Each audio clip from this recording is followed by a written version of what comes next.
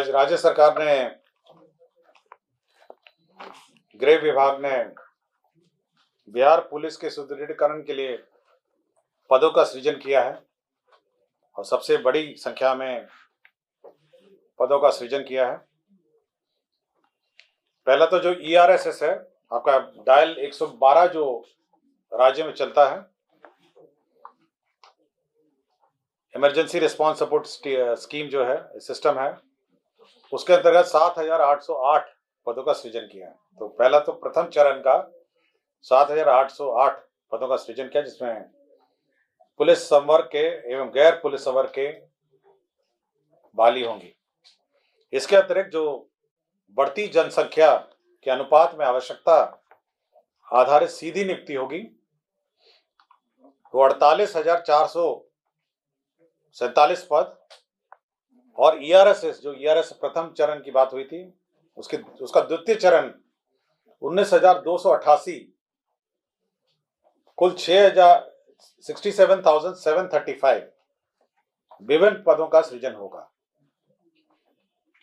तो ये सबसे बड़ी बहाली होगी 67,735, और राष्ट्रीय औसत के अनुपात में राज्य के आवश्यकता अनुसार यह बहाली होगी।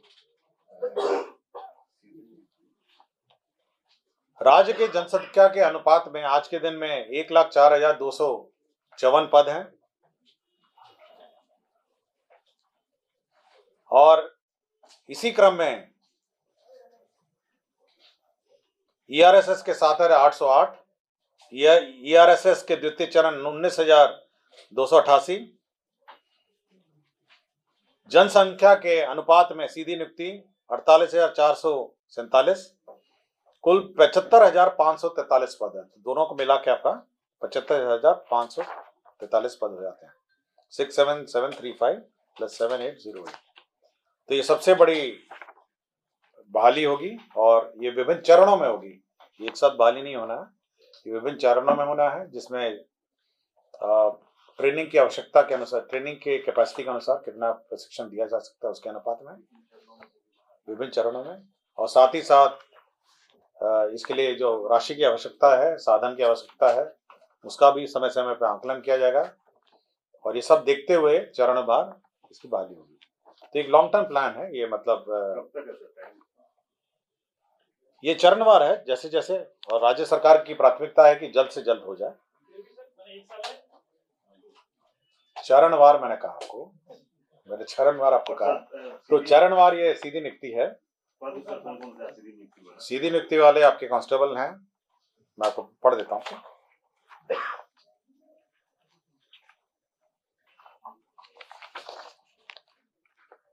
तो उसमें पुलिस निरीक्षक है, अवर पुलिस निरीक्षक है, सीधी वाले तो सिपाही चालक है, सिपाही हैं, हवलदार चालक हैं।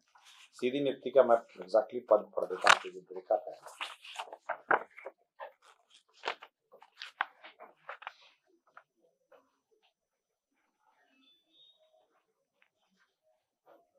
सीधी नियुक्ति का पुलिस अवर निरीक्षक एवं समकक्ष पद है 20,937। सिपाही एवं समकक्ष पद है 22,010। सिपाही चालक है 5,500। ये हो गया 48,447। ठीक है।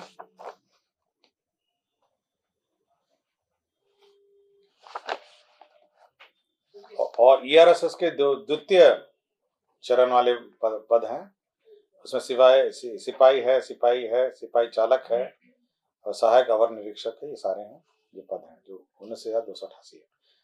तो ये चरणवार बहाली होनी है, और आवश्यकता अनुसार पुलिस मुख्यालय और गृह विभाग ये तय करेगा कि कितनी ट्रेनिंग की क्षमता है, क्योंकि साथ साथ जो बहाली होनी है उन सबकी ट्रेनिंग भी होनी है।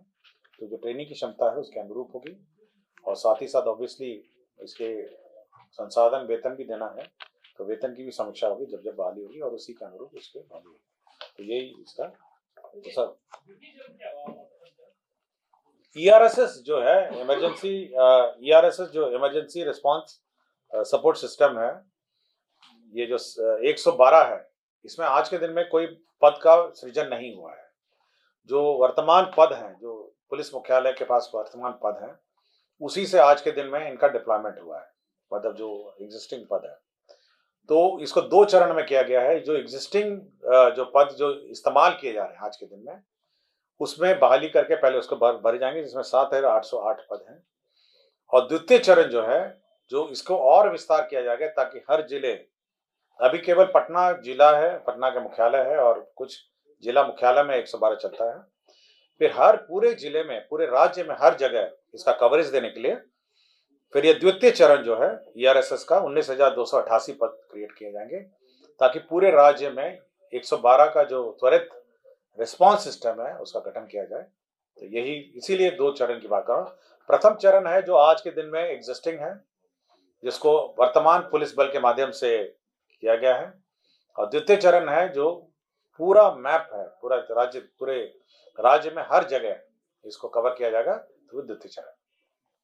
ठीक है, और एक चरणबद्ध है, और राज्य सरकार की मंशा है कि जल्द से जल्द बहाल हो, और ट्रेनिंग कराना है, और साथ ही साथ इनका संसाधन भी उपलब्धता के आधार पर चरणबद्ध करना। 13 नंबर क्या है सर? अभी ठहरी ना, ये चलने में। दूसरा ये है कि इंडियन बाइसन, आपको जानकारी होगा, वाल्मीकि नगर के क्षेत्र में इंडियन बाइसन जानवर काफी क्षति अगल बगल के गांव में उपलब्ध कराता है, और उसी को इंडियन बाइसन बॉस गारुरूस, जिसको गौर कहते हैं, उसको भी वन्य प्राणी के श्रेणी में रखा गया है, और उसमें भी वही नुकसान पर अनुदान दिया जाएगा जो अन्य जंगली जानवर पर दिया जाता है। तो ये एक निर्णय लिया गया। जैसे मनुष्य की मृत्यु अथवा स्थायी क्षमता पर 5 लाख था, मनुष्य की गहरी चोट था उसमें 72,000 था, मनुष्य की हल्की चोट या घायल होने पर 12,000 था। उसके बाद बैल गाय भैंस मृत्यु होने पर 12,000 है, भेड़ बकरी मृत्यु होने पर 2,400 है, बकरी की मृत्यु होने पर 3,600 है। फिर मकान की क्षति है, मकान का दीवार टूटना है, फसल और, तो ये जो स्टैंडर्ड जो जंगली जानवरों के क्षति में जो अनुदान दिया जाता है, उसमें आप गौर जो है उसको भी इंक्लूड किया गया। 2,803 विद्यालयों में 50 करोड़ के रुपए के जो अनुरूप जो फर्नीचर, बेंच और डेस्क लगाए जाएंगे, और उसका कार्यान्वयन विद्यालय शिक्षा समिति के माध्यम से किया जाएगा। बिहार विद्यालय शिक्षा समिति हर पंचायत में जो गठित है, वे बेंच और डेस्क क्रय करेंगे, और 50 करोड़ राशि इस पर व्यय होगी। 50 करोड़ राशि। आपको जानकारी होगा जो तारामंडल है पटना मुख्यालय में, उसमें आपका इलेक्ट्रॉनिक कार्य चल रहा है, नया टेलीस्कोप का अधिष्ठापन किया जा रहा है, और साथ ही साथ अब इसकी एक गैलरी भी बनाई जा रही है, साइंस गैलरी है, स्टार्स और प्लैनेट्स की। तो 2,40,00,000 रुपए इसमें लगेंगे, और national council of science museum जो है इसको इम्प्लीमेंट कर रहा है, और ये राशि Bihar council of science and technology के माध्यम से विमुक्त की जाएगी। तो बिहार प्लानिटोरियम जो पटना स्थित तारामंडल है उसका सुदृढ़ीकरण। आपको जानकारी होगी जो इकोनॉमिक सर्वे और अन्य जो वित्तीय मामलों में जो रिसर्च किए जाते हैं, वो CPPF लोक वित्त एवं आर्थिक नीति केंद्र स्थापित थी वित्त विभाग के अंतर्गत, और ये आद्री के अंतर्गत ये स्थापित थी। अब आद्री की संस्था से इसको हटा के एक स्वतंत्र इकाई Bihar institute of public finance and policy बनाया जाएगा, एक इंडिपेंडेंट सोसाइटी, और ये आर्थिक जो नीतियां हैं राज्य की उस पर अध्ययन करेगी, समीक्षा करेगी और सुझाव देगी। ये वित्त विभाग के अंतर्गत ये सोसाइटी होगी, और इसके अध्यक्ष जो होते हैं वो अपर मुख्य सचिव, प्रधान सचिव वित्त विभाग रहते हैं, और इसका बोर्ड रहता है, इकोनॉमिस्ट रहते हैं।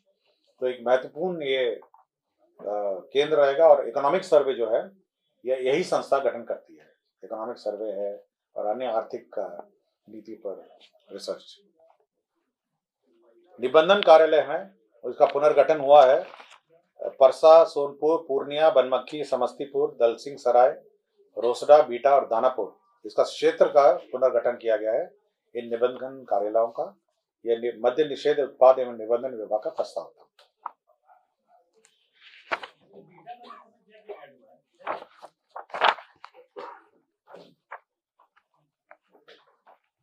मैं आपको डिटेल दे दूंगा। आपको पीआरडी को मैं डिटेल दे दूंगा आपके लिए जानकारी कि क्या क्या हुआ। डॉक्टर जय कुमार सुमन है, चिकित्सा पदाधिकारी, सदर अस्पताल औरंगाबाद। ये 2/7/2016 से अनधिकृत रूप से अनुपस्थित रहने का कारण सेवा से बर्खास्त कर दिए गए हैं। बिहार संवरणालय लिपिकीय संवर्ग नियमावली जो है 2011 में संशोधन हुआ है। इसमें प्रमोशन के जो पद थे उसमें कितने कितने पद ऊपर होंगे और किस प्रतिशत में होंगे ये निर्धारित नहीं था। तो ये निर्धारित किया, निम्न वर्ग लिपिक 60%, उच्च वर्ग लिपिक 25%, प्रधान लिपिक 10% और सहायक प्रशासनिक पदाधिकारी 5%। तो प्रतिशत का निर्धारण हुआ। बिहार विशेष सर्वेक्षण मानदेय आधारित संविदा नियोजन संशोधन नियमावली 2022 स्वीकृत की गई है। इसमें कुछ संशोधन किए गए हैं। ये पहले नियमावली गठन की गई थी। जैसे इसमें कार्यालय परिचारी हैं, ये बाहरी स्रोत से लिए जाएंगे। जो डेटा एंट्री ऑपरेटर है ये बेल्ट्रॉन से लिया जाएगा। इसे सबसे महत्वपूर्ण, उसके बाद जो ये एक्सपीरियंस था आपका, जो इसमें मान्यता प्रताप, ये जो संविदा नियमावली में जो सर्वेयर का था उसमें एनसीवीटी एससीवीटी में जो मान्यता प्राप्त आईटीआई संस्थाएं हैं वहां से प्रशिक्षण प्राप्त योग्यताधारियों को लिया जाएगा। और सबसे महत्वपूर्ण इसमें संशोधन ये हुआ है कि ये जो बहाली की प्रक्रिया है वो मार्क्स बेसिस पे हट के अब एग्जामिनेशन बेसिस पे होगी। तो ये महत्वपूर्ण ये संशोधन किए गए हैं। ये नियमावली 2022 विशेष सर्वेक्षण मानदेय आधारित संविदा नियोजन, ये सर्वे जो भूअर्जन का भूमि सर्वे चल रहा है उसी का बहाली है। इसमें मैं बता पद पढ़ देता हूँ। इसमें विशेष सर्वेक्षण सहायक बंदोबस्त पदाधिकारी है, विशेष सर्वेक्षण कानूनगो है, विशेष सर्वेक्षण अमीन है, विशेष सर्वेक्षण लिपिक है और कार्यालय प्रचारी।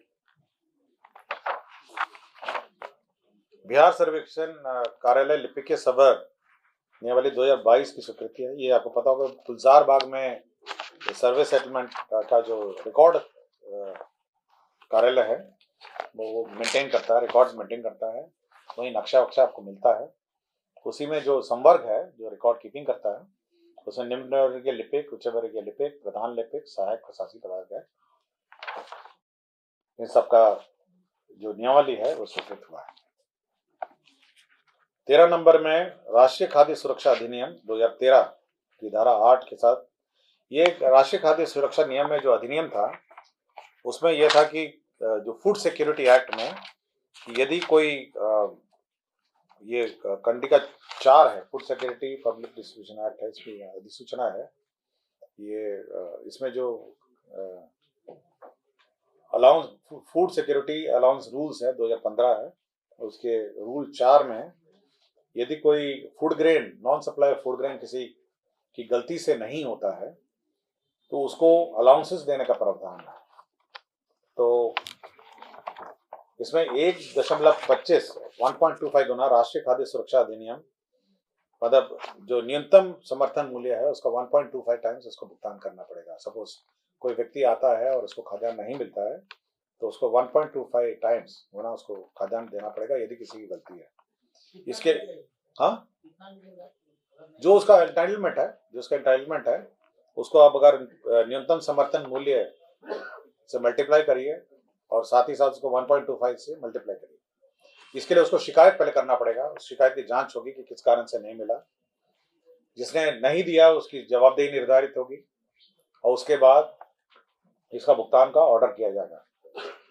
जिला पदाधिकारी के व्यथित व्यक्ति के मामले में समय जांचोपरांत जिला पदाधिकारी द्वारा अधिकतम 15 दिन के भीतर खाद्य सुरक्षा भत्ता के भुगतान का आदेश पारित किया जाएगा। तो डीएम साहब बात पारित करेंगे। यदि कोई व्यक्ति इससे असंतुष्ट है तो वो इस पर अपील भी कर सकता है।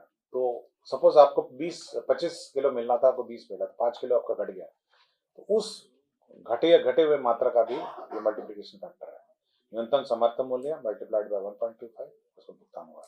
लेकिन इसकी प्रक्रिया है, उसको पहले कंप्लेंट करना पड़ेगा, उसका जांच होगा, जांच में संबंधित पदाधिकारी पर जवाबदारी निर्धारित की जाएगी और उसके बाद भुगतान का आदेश दिया जाएगा। ये प्रक्रिया भी है इसमें।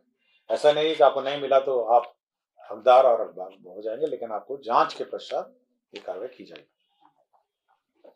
14 नंबर ये एजेंडा है जिसमें अंतिम एजेंडा था, जिसमें सामान्य भविष्य निधि अंशदान, जो सरकारी कर्मचारी अपना जीपीएफ जमा करते हैं, उसकी अब सीमा 5 लाख कर दी गई है। तो पहले असीमित थी और न्यूनतम 6% था, लेकिन अधिकतम असीमित थी, इसको 5 लाख पर इसको सीमित कर, साल भर में 5 लाख से ज्यादा नहीं कर सकते। तो कम जो वेतन वाले हैं उन पर फर्क नहीं पड़ेगा, जो कम जमा करते थे, लेकिन जो ज्यादा जमा करते थे अब उनको 5 लाख से ज्यादा जमा नहीं कर पाएंगे। धन्यवाद।